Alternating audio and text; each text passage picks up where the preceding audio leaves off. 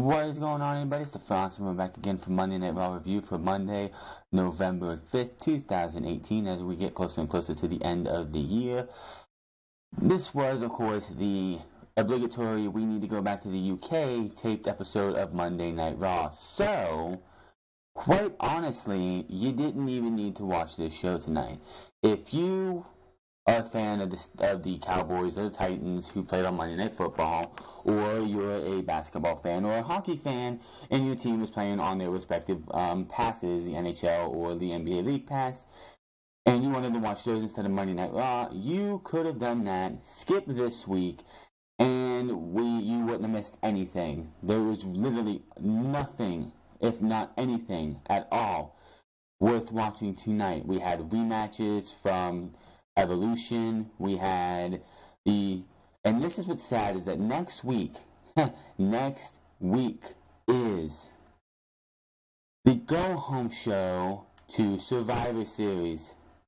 The go-home show to Survivor Series.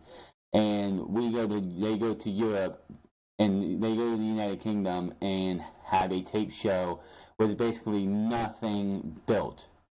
We did find out that 3 members of the Raw men's team of the formerly known as Dogs of War, of Drew McIntyre, Dolph Ziggler, and Braun Strowman, and the fact that I'm losing track. Baron Corbin is going to be the team captain, but because he is the acting Raw general manager, he cannot and will not have himself be in competition. He's just going to be in a managerial role. He also named Alexa Bliss the women's captain for the Raw team, and just shows that Alexa Bliss more favoritism from the management giving her the title of that. It's just WWE showing that they care more about Alexa Bliss than anybody else, because they're going to give her a role as a manager, pretty much a manager for her team. So, well, what do we do? Really, Monday Night Raw was just, I don't know what else to say about Monday Night Raw. I'm going to go over as much as I can, but if you really wanted to, you could have just sat home, read spoilers, and just been like, well, Monday Night Raw was the only big talking point of this show, in my opinion, was the fact that we have new tag team champions in the Authors of Pain, or the AOP. They faced off against Seth Rollins, in which Seth Rollins was trying to vacate the titles during this episode of Monday Night Raw, only for Baron Corbin, who was running away from Braun Strowman at the time and hiding, said, that's not going to happen. You're going to be facing these guys in a handicap match and defend your titles. Those guys also happen to be the Authors of Pain, who won. And it wasn't a squash, which that's fine. It's good that they didn't have Seth Rollins just go out there and get squashed like Braun Strowman did on Friday. But now the Authors of Pain are your tag team champions, which means, unless something changes between now and Survivor Series, which I hardly doubt, you are going to have the Bar versus the Authors of Pain, tag team versus tag team. Beautiful. Bring it on. I would love to see these two teams go head to head. The only thing about it is, will they actually go and get this match, or will we see on this episode of SmackDown coming up, or next week, which is the go home show, are we going to see tag team titles on SmackDown change hands, so we can have a heel versus babyface match, as we would with how WWE doesn't like to do much heel versus heel, but I think it would be fine for the Bar and the Authors of Pain to have a match at Survivor Series. So that's basically the only thing. We also had Ronda Rousey come out and respond to what Becky Lynch said about her last week, and it was just another episode of Monday Night Raw that was skippable. If you saw it, you saw it. If you didn't, you didn't. It's just WWE needing to figure things out. We all thought and we all should have expected nothing different.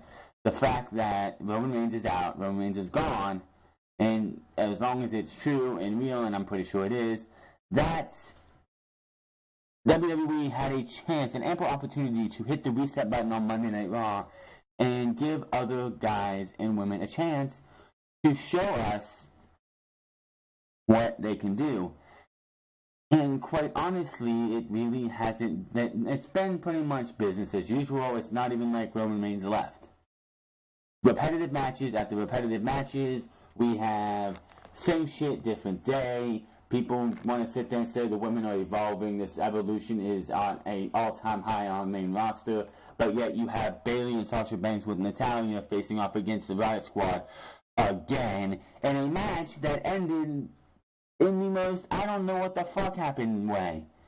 We'll talk about that in a minute. But Monday Night Raw definitely has seen better days. This is far cry from the Attitude Era that WWE likes to talk about so much. And WWE's Raw is quite honestly in the worst shape, and it's not getting any better. Losing Roman Reigns was, a lot of us figured, it was going to be a nice chance for other guys to step up when WWE really hasn't given anybody other than the people like a Seth Rollins and a Elias, Drew McIntyre, and Braun Strowman. Everyone else, who cares? But the show started off with Baron Corbin, with everybody mostly everybody on the stage, called to a meeting with Baron Corbin, and he has some security out front as the as matches for Survivor Series for SmackDown and Raw captains are revealed. I don't know why they put that as title. Raw and SmackDown Survivor Series captains revealed, even though SmackDown's captain really hasn't been revealed just yet. Sure that Raw proves its dominance. They need a great someone with that natural ability. So I chose myself as captain for our men's Survivor Series team.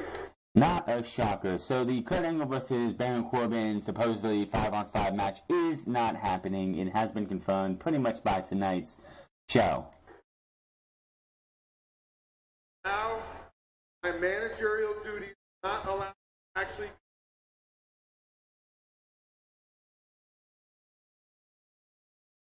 So I'm going to put together the most dominant imaginable. And I'm going to start right now. Your first two members of Raw's Survivor Series are Dolph Ziggler and Drew McIntyre. Drew's loved in the UK.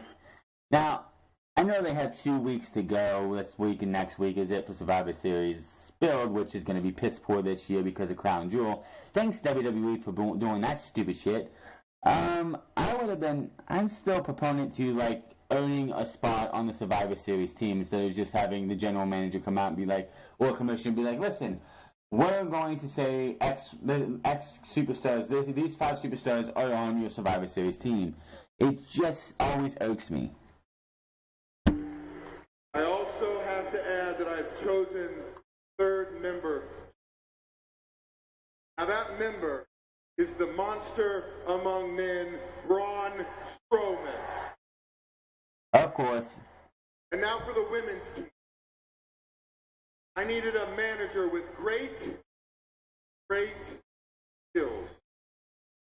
So choosing all of the members, Raw's women's team will be their captain, Alexa Bliss, who, again, is shown favoritism by WWE.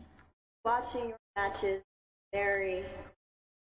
I want you to show me that you have those killer instincts to do whatever it takes to win, because we will not be losing to the B Show. Not on my watch.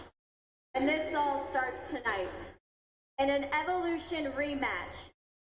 Riot Squad. Which we technically got last week in a 10-woman tag match, so you mean a rematch from last week minus Trish and Lita and Alicia Fox and Mickie James. Natalya, Sasha Banks, and Bailey. Like the way you think, Alexa. I can actually get... Watch this. Ladies, your tag team match will start right... Angle comes out. I've decided, how about you take a permanent vacation?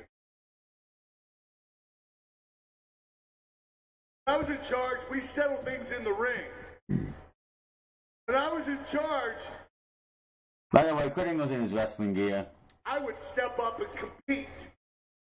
So, how about you and I have a match tonight? Who cares about a match between Kurt Angle and Baron Corbin?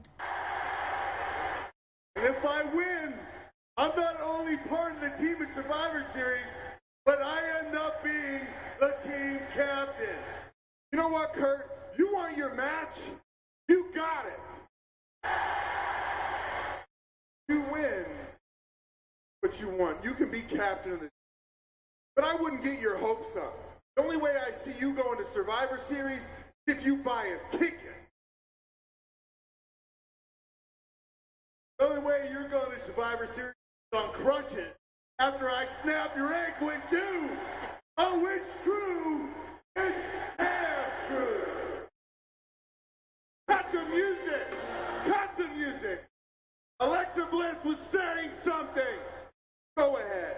Thank you. Before I was rudely interrupted, ladies, your match starts right. And then Braun Strowman comes out, chases Baron Corbin away, gets into a brawl with everybody up on stage, minus the women, of course, and goes after Baron Corbin. So the entire crux of Braun Strowman tonight was, I'm going to chase after Baron Corbin, try and get a hold of him, and Baron Corbin eventually does escape. He does not have the match with Kurt Angle. He makes it Kurt Angle versus Drew McIntyre, and oh boy, we'll talk about that later. Let's see here. Bailey versus Banks versus and Natalia versus the Riot Squad. This match, if you've seen one of them, you've seen them all, but this ending, what the hell was this ending? Before the match, Natalia was in the back with Bailey and Banks, and I think it was Charlie Caruso came up and she dedicated the match to her father and wore his quote-unquote sunglasses to the ring. First things first, with how this match ended, I don't see WWE actually allowing her to go out with the legit sunglasses from her dad just for them to end up how they did. I don't see WWE allowing that. But she comes out with she has, I believe it was Liv Morgan in the sharpshooter towards the end of this match. Ruby Riott somehow got a hold of these sunglasses and just takes them and snaps them in half. And Natalia starts bursting in tears. Yes, I can understand why she would do that because they were her father's, quote unquote. And it just, the match stopped. The Riot Squad left. Bailey and Banks are consoling her. The referee there's no bell ring, no nothing. What the hell was the end of this match? I just don't understand this. Liv Morgan did not do a roll-up. Nothing. There was no surprise roll-up, no pin, no nothing. They were just like, well, how do you end the match in 2018? Oh, take a pair of sunglasses and just snap them in half. That's it. That's all you have to do. It made absolutely no sense at all. I don't know what the hell they're doing. Then you see people online going, oh, this crossed the line. This was unforgivable. How could you let this happen? It just makes no sense. Why you would I don't get this ending. It doesn't make any sense. Why would you... And of course, WWE, again, exploiting somebody's death, even though it's been, 2 months by now? She already had a match dedicated to her father, which I think was the week after he passed. She had a match, and she dedicated it to her father. This is why Natalia versus Ronda Rousey should have been your main event at Evolution, with that match being dedicated to Jim the Anvil Knight's memory. Jim the Anvil Neidhart's memory. That should have been your main event of Evolution, with two best friends, two training partners, going one-on-one in a Jim the Anvil Neidhart memorial match for your main event. that would have sold tickets. That would have sold that show, and people would have been like all on it. But no, we got Nikki Bella versus Ronda Rousey, and Ronda Rousey selling for a cheap-ass whore known as Nikki Bella. And yes, I call her a cheap-ass whore because she is. Anyway, so I don't know what they're doing with this whole Riot Squad, Ruby Riot destroying these quote-unquote Jim the Anvil Hood sunglasses. I don't get it. I just didn't get it at all, what the hell this ending was. Moving on here. We had Jinder Mahal versus Apollo Crews. Apollo finally gets a win. He did his, and I don't like Jinder Mahal's character at all, but I feel bad with how he took this, because you know how Apollo Crews does his deadlift and just drops. Well, he seemed to, I don't know if it was that Jinder Mahal was unbalanced on him or something, but he dropped and it looked like Jinder Mahal landed wrong. It just looked bad. He does his moonsault, his standing moonsault, 1, 2, 3, and Jinder Mahal falls to Apollo Crews. Then Cole, Graves, and Renee Young were making a big deal with how it seemed like this was a major upset and a major win for Apollo Crews. Yeah, that might have been a year ago when the Reign of Terror for Jinder Mahal was still going on. He was still relevant to management. But have you seen what Jinder Mahal has done lately? Nothing. He has been an afterthought. He is a footnote, not even a footnote, in WWE's plans right now. So him getting beat by Apollo Crews actually really means absolutely nothing. They don't have the Seth Rollins thing. I know they don't. Because it wasn't that much. Seth Rollins comes out, talks about how he had both tag team championships, his Intercontinental title, and talks about how he was planning to come out with a big trophy, which really wasn't that big of a trophy. But he was hoping but things didn't go his way at Evolution. Not Evolution, but Crown Jewel. And he still wants to try and get answers from Dean Ambrose, because Dean Ambrose is in the building, and he pretty much says, well, I'm not going to waste your guys' time because Dean Ambrose isn't going to answer anything. So he comes out and tries to says, well, I would love to try and defend these titles, but I really don't think I can on my own. So with that, he's about ready to say, I'm vacating the titles, when Baron Corbin shows up on the monitor and on the screen and says, I think you can. So you will be going 2-on-1 against the AOP in a tag team championship match. And like I said earlier, I'm glad Seth Rollins didn't go into this match and just get squashed like a bug like WWE could have done, and just had the AOP win in a squeaky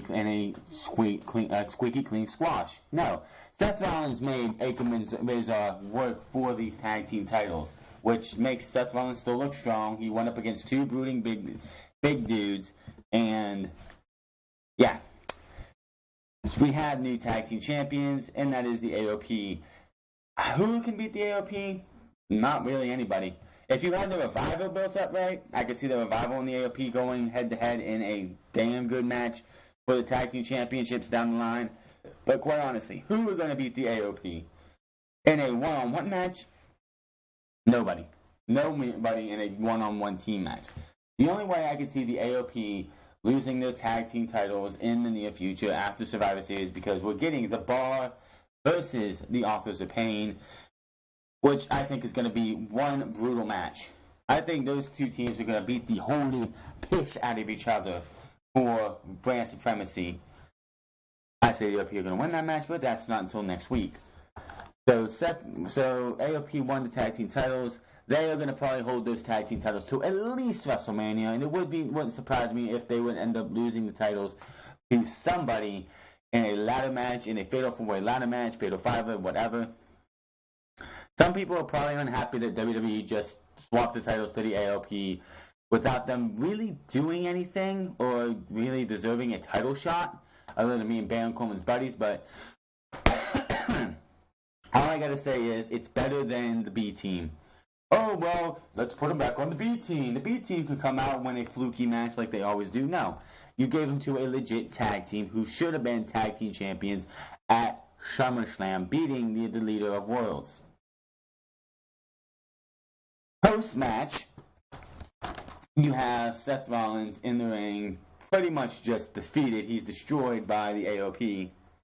When all of a sudden we see Dean Ambrose walk in past the timekeeper's area. He comes in from the timekeeper's area, and he confronts Seth Rollins. Well, there's the lunatic fringe Rollins, former buddy.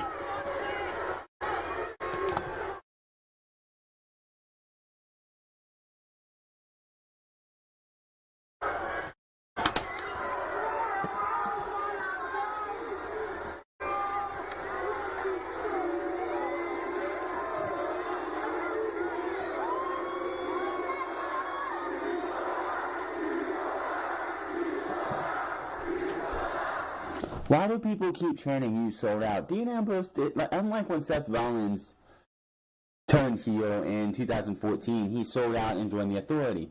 Dean Ambrose hasn't sold out to anybody. He just turned his back on his best friend, one of his best friends. It just, I don't understand why they go with the "you sold out" chant. It just makes no sense in this heel turn.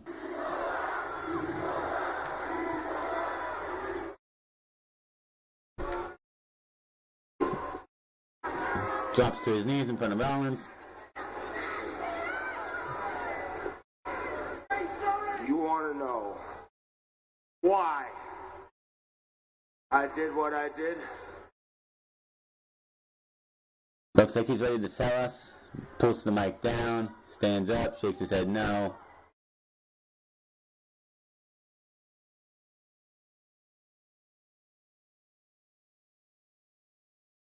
Seth keeps asking why. Why? And boom, dirty deeds. Ambrose like a jackal out here picking the bones.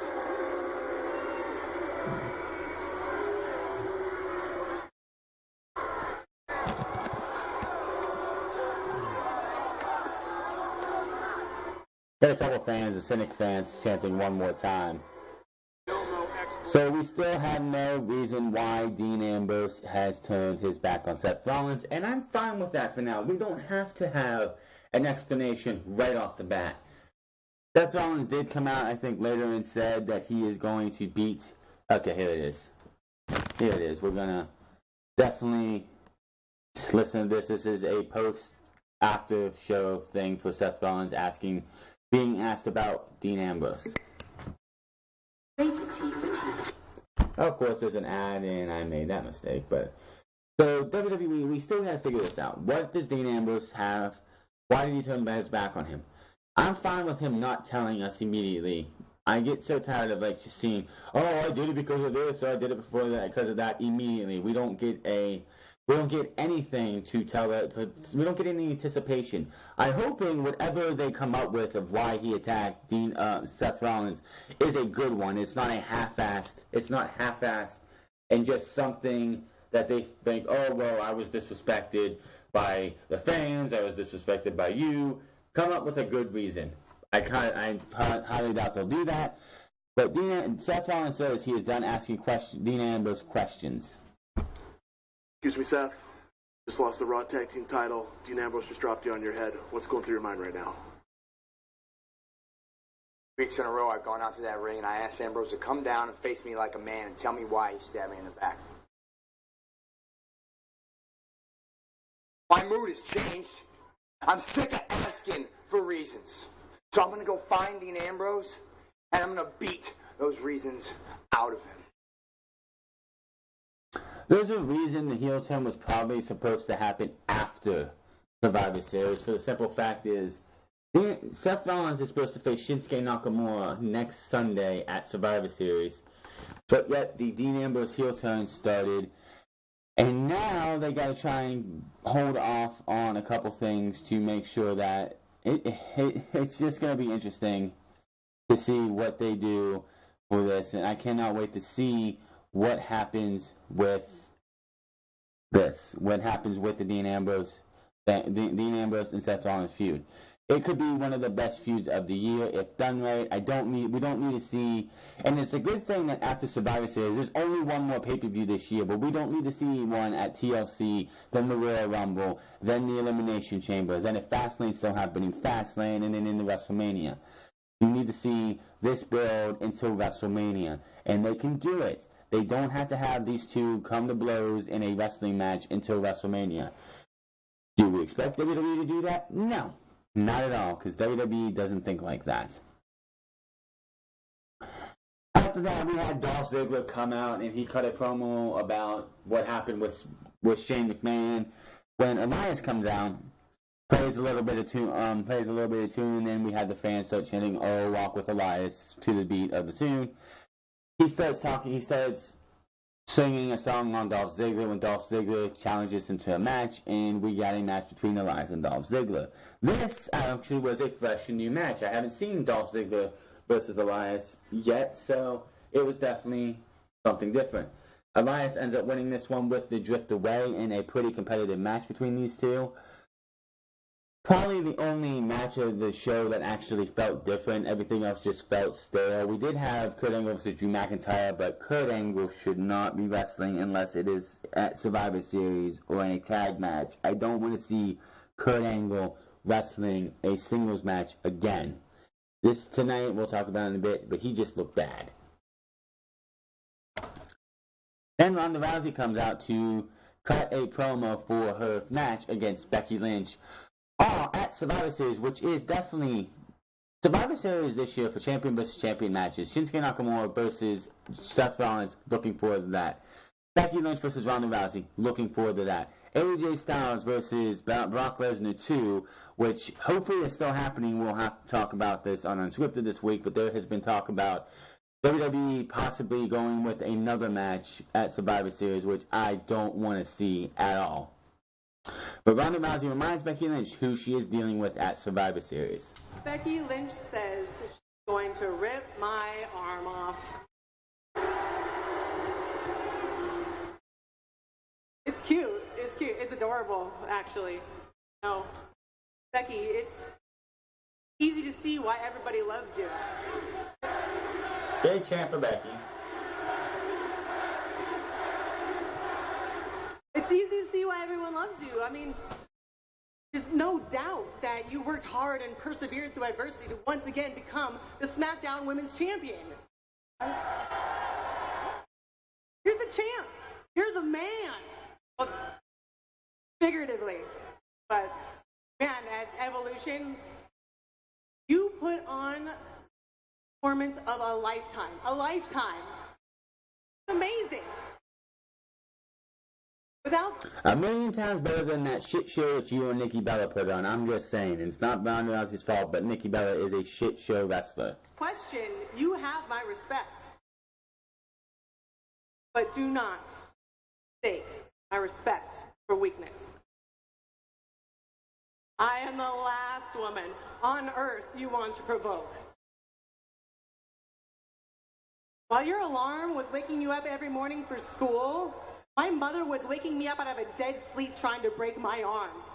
While you were in clown college, I was training. Oh, they had to go there, didn't they? While you were a stewardess serving snacks, I was in the midst of the most dominant title reign the sport of MMA has ever seen.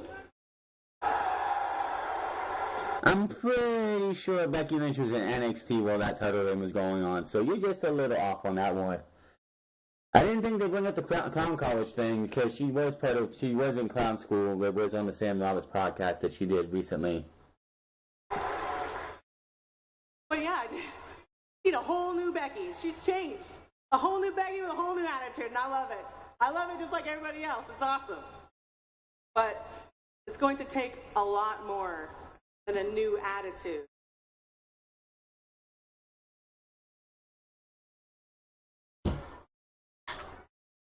I am a natural-born killer, beaten to a fine edge after years and years of waking up every single morning wanting to be the greatest athlete of all time. 2 weeks. 2 weeks, Becky, till Survivor Series, and I want you to bring all of your angst. I want you to bring all of your rage. I want you to bring all of your pent-up resentment. I want you to bring everything that you got because I want a challenge. We sure as hell know she hasn't had a challenge yet, so Yeah, Becky Lynch versus Ronda Rousey hopefully will be a good match and not a. I don't even want to think about how they would book this to make Ronda Rousey look strong and not Becky Lynch. No, Becky, you may say you're the man, but I am the baddest on the planet. Why do they censor it? She said baddest bitch, but why do they have to censor it? You know, Survivor. Nia Jax came out acting all happy-go-lucky and gloaty about the fact that she says she respects Ronda Rousey. She's going to, she expects Ronda Rousey to go out there and destroy Becky Lynch, which, of course, that's probably what's going to happen. And that she will be waiting for her pretty much at TLC, which is when that match is going to happen. It's been posted on the TLC's, wherever they're at for TLC's website. Speaking of Nia Jax, she won on one-on-one against with Ember Moon because we haven't seen that for the third week or fourth week in a row. This was a good match, and this was a good match. A lot of people said, I think, who was tweeting this out probably said this was probably a squash, but no. Ember Moon, well, she was getting squashed for the beginning of this match, and then she had her quote-unquote Hulk-up moment and came back and looked like she was close to winning this thing when Nia Jax hit her with a Samoan drop, got the pinfall, and that was that. Talk about... Nia Jax is going to be the female Big Show when her career is over. She will be compared to Big Show in the fact that she is turned heel once again. Started off the year as a heel. Alexa Bliss made fun of her in a backstage segment. She is turned babyface for WrestleMania. She wins the Raw Women's Championship, goes to Alexa Bliss again, and then she has Ronda Rousey at, what was it, Money in the Bank? Yeah, Money in the Bank, and she turns heel again. After that's over, she goes back to being a babyface to take on Alexa Bliss again. Stays babyface for a couple months, and now she's a heel again because Tamina Snuka comes out. They stare each other down. They look down at they don't at the same time. They stare at each other. One looks down at Ember. They stare back. The other one looks down at Ember. Tamina picks up Ember Moon, puts her in a Samoan drop, and Nia Jax is just sitting there like, "What the hell are you doing?" They look at each other again, and then all you hear is Nia Jax telling Tamina, "Turn her over." He puts her in a Boston Crab. Tamina does, and then an elbow drop and a leg drop from Nia Jax. They hug, and now Nia Jax is heel again. WWE's creative is, oh, she's a big heavyset woman. Let's turn her babyface and heel whenever we need to. Let's make her the female Big Show. She's already been a one-time champion, so she fits that mold as well. The fact that she's been a champion, it's just, I don't know what WWE's doing with her. It's just so stupid that you just have her continue coming out, and one week she'll be a babyface, the next week she'll be a heel, and now it looks like she's a big blown heel. Those two will probably be on Survivor Series team, and Ember Moon is going to miss a pay-per-view that is non-women again. It sucks for Ember Moon that she is in the position she is. She should be challenging for the Raw Women's Championship. She should be in a prominent role. She should have been in a prominent match for Evolution. I would have loved to see Asuka versus Ember Moon in a SmackDown versus Raw match, which, quite honestly, they didn't make, other than the Battle Royal, they didn't make any SmackDown versus Raw type matches at Evolution, and they could have. They could have, but they didn't. Well, before we get to the next match, we had Baron Corbin getting ready to leave, telling Charlie Caruso that he had a quote-unquote meeting to go to, so he had to leave, so Kurt Angle is not going to be facing him tonight, and he makes Drew McIntyre versus Kurt Angle. I guess the stipulation was still there. If Kurt Angle won, he would take Baron Corbin's spot and be the team captain for Survivor Series. Finn Balor versus Bobby Lashley. Do we really want to talk about this again? Bobby Lashley has been a bust. You know how you have the first round draft pick of an NFL draft, NBA draft, and NHL draft, and they get all this hype up, they get all this pop and circumstance of being the next big thing for said sport. Baseball's done a little bit differently because you really don't usually go from the draft to the major leagues. You go to the minors. So football, basketball, and baseball, football, baseball, and hockey, basketball and hockey are the ones that you go for. It's like, yeah, they get all this pomp and circumstances, they have all this hype around them, and then they go out and they just fail and fail and fail, and that's Bobby Lashley. Is it his fault? Not usually. It is the writers in the back. He's been booked poorly. He's gone out there in the whole smile, everything's all right. I'm going to go out there and get made fun of by Sami Zayn. He's going to mock my family. He's going to mock my sisters with 3 drag queens. And I'm going to just sit there, beat up these 3 drag queens, and I'm going to smile. Then they give me Lio Rush because I can't talk on the microphone in WWE scripted ways. Bobby Lashley in Impact Wrestling was an okay talker. He wasn't going to blow you away with his mic skills. But you can't write for the dude. He has to be able to speak out. He should be one of those superstars who just use bullet points. You'll face you versus this person at this pay-per-view. Go with it. That's all he needs. He doesn't need to be written every single line. But then they gave him Lio Rush, and that was that. He's such a failure. They had Lio Rush tell him, show Manchester your favorite pose. And he bends over and just points his thumbs at his ass. Really? Really? That's the best you got for this dude? Bobby Lashley wins this match after a good back and forth between these two. Bobby Lashley did dominate a good portion of this. Finn Balor did make a comeback. But he gets, I think it was slammed onto the barricade on the outside, thrown inside, modified dominator for the 3 count. After the match, because we're getting to the main event, Drew McIntyre comes out as he's going to be facing Kurt Angle. And he throws off his jacket and he just stares down Bobby Lashley and tells him, come on, Bobby, do something to me. Just like getting that babyface moment for a second, because getting in Bobby Lashley's face. Wow, did I miss something? Because I feel like there was more on this show, but there really wasn't. No, I'm not missing anything. Wow. And before we get in, he picked up Drew McIntyre. Not Drew McIntyre, but Finn Balor, and it looked like he was just paying respect to Finn, and then just tosses Finn against the rope and hits him with the Claymore kick. So that was that. Before we get to Kurt Angle versus Drew McIntyre, we had announced that next week Steph McMahon will be on Raw to address Survivor Series and Shane McMahon's World Cup win, which he will be addressing that on, I guess, himself tomorrow night. Alexa Bliss will announce all of Team Raw for the Survivor Series for the women. You kind of have to, because that is the go-home show to Survivor Series. The only thing we didn't get this year, unless it happens next week for SmackDown versus Raw, is the brand invasions that we usually get. We got them last year, we got them the year before that. But thanks to Crown Jewel, we did not get him this year. And also, Brock Lesnar will make his first appearance on Raw since regaining the Universal Championship, which Seth Rollins did mention was a slap in the face of everything that they had Roman Reigns go out and say and stand for when it came to being Universal Champion. Yes, and I agree with him. Everything that Vince McMahon had Roman Reigns go out and be like, I'm a fighting champion. I'm going to be there every week. I'm going to bring the championship to the show every single week.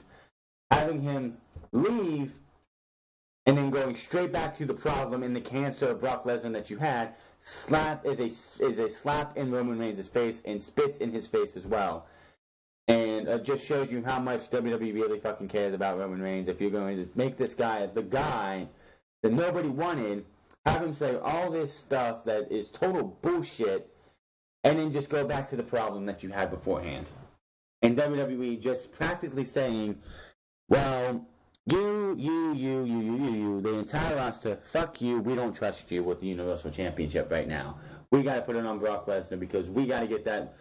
And I don't give a fuck what cross promotion they do with UFC. I don't give a shit how if Brock Lesnar shows up at the next UFC fights with the Universal Championship. You're not going to see your ratings increase. You're not going to see merchandise sales move any faster. You're not going to have attendance up any higher. He's going to go there with that belt and the UFC and MMA fans are going to laugh at him and say, you're not a real fucking champion. That ain't a real fucking belt. That is a toy. That is a prop. It doesn't fucking matter.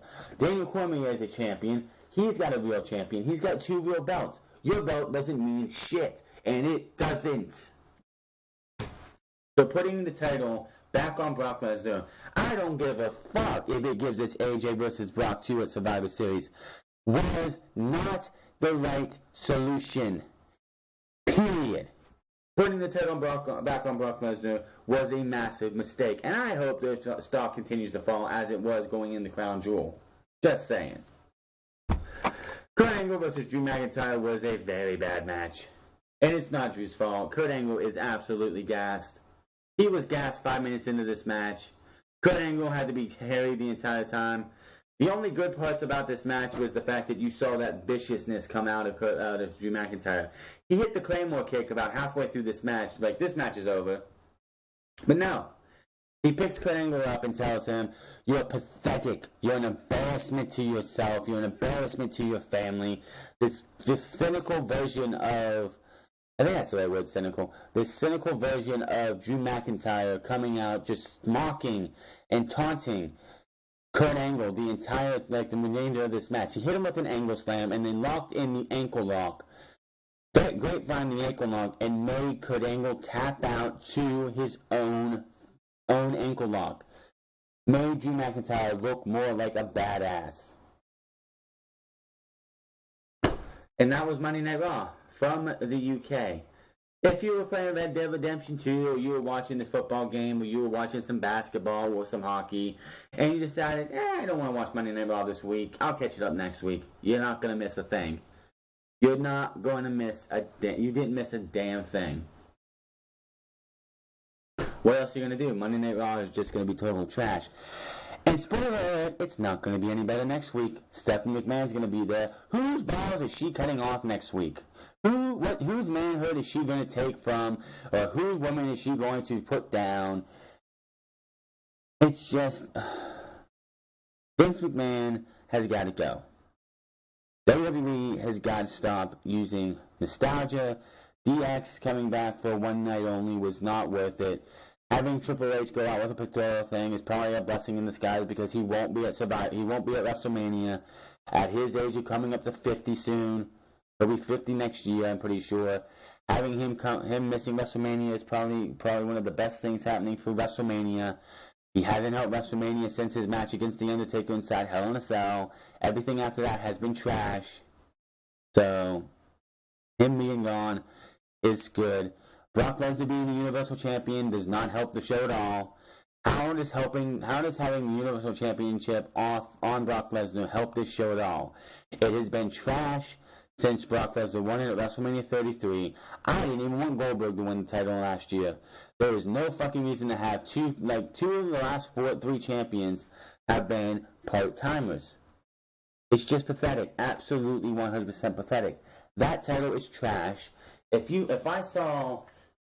I could go to the WWE shop, find the Smoking Skull title, which I did own that title at one time, but, financial problems, had to sell it. Not a big deal right now. But I can get the Smoking Skull title, the Wing Eagle title, and if they sold it, the Brahma Bull title, and all 3 of those titles have more value than the Universal Championship, which means absolutely nothing.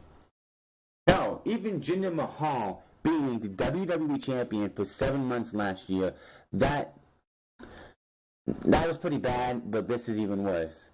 The fact that WWE pretty much looked at Braun Strowman, Bobby Lashley, Drew McIntyre, Dolph Ziggler, Finn Balor, and Seth Rollins, Dean Ambrose, and everybody else and said, you know what? Fuck each and every one of you. We can't trust you as Universal Champion because we got to keep it on Brock Lesnar. We have nobody else to put it on, so fuck you all. It wouldn't surprise me if we got Brock Lesnar versus The Rock at WrestleMania to have The Rock win the Universal title to keep it off of the show. Raw is in a very poor state, and it's not going to get any better. It's never going to get better the way they're going right now. They don't care. They're making their money. What fans need to do, if you want to see a better product, and if any of you idiots out there is like, if you don't like it, don't watch, fuck you. Fuck you. You're a blind sheep, and that's all you ever will be. You're blind as a fucking bat, and you just drink the fucking WWE Kool-Aid. If anybody who has a complaint about WWE, cancel the network, make those numbers just continue to drop. The network's dropping numbers anyway because of what happened at Crown Jewel with Shane McMahon. That was pathetic, and we'll talk about that either tomorrow or on Saturday for Unscripted, because I got some thoughts on that. This was a missable show. If you haven't seen it and you're like, I'm going to go back on my DVR and watch it later, don't watch it. There's nothing tonight. There was nothing tonight outside of the tag team title change, and it was to the AOP, who are going to hold those titles probably for the rest of their careers in WWE, because as of right now, there is absolutely nothing. And to anybody's like putting on an idea that WWE should have went with a multi-brand tournament to dissolve the tag team title, use super teams from Raw, SmackDown, and NXT, you're a fucking idiot, because that's not going to happen. If you bring up people from NXT and expect them to go back down, what was the point of bringing them up to be in this thing? Oh, let's put Danny Burch and Owen Lorcan in there and have them have a chance at the tag team champions. No, that isn't going to fucking happen, you stupid morons. I'm sorry. Anybody who has that thought of, oh, we're going to have this tag team tournament in 2 weeks? No. Oh, let's have the teams from SmackDown. Let's have the teams from Raw. Let's get some teams from NXT. No. Because then that means the Undisputed Era will be brought up, and I don't want to see them on Monday Night Raw. Danny Burch and Owen Lorcan? No, I don't want to see them on Raw. Street Profits? No. The Mighty can go up and get buried like they're going to be. War Raiders will be brought up. No, I don't want to see any of those teams come up. I don't want to see really anybody come up from NXT and get buried like everyone else has. WWE made the best of a situation that they had, and we're getting probably what will be a great tag team match between the AOP and the Bar at Survivor Series. Survivor Series is going to be a 5-hour show, people. I hope you're ready. I know I'm ready for the night before, which is War Games, but we'll talk about that on Wednesday. But that was your Monday Night Raw review for November 5th, 2018. I'll be back tomorrow for SmackDown Live. Let's see what WWE does with Shane McMahon and the World Cup. Of course, that will be taped. Don't put me any spoilers down on Twitter or anything. I want to see what happens when it happens on USA. Until then, find me on Twitter at TheFrance. Find me on twitch.tv/TheFrance08. Thank you to my new subscriber. Thank you to anybody who wants to subscribe to my channel. It is much appreciated. I would just love to continue to do this for you guys. Let me know what you guys think of Monday Night Raw. Did you watch it? Did you say, fuck this Raw, it was in the UK anyway, I saw the spoilers beforehand? If you did, more power to you. There wasn't anything really. It was more rinse and repeat with only a little bit of this and a little bit of that. But I'm getting out of here. I'll see you guys tomorrow.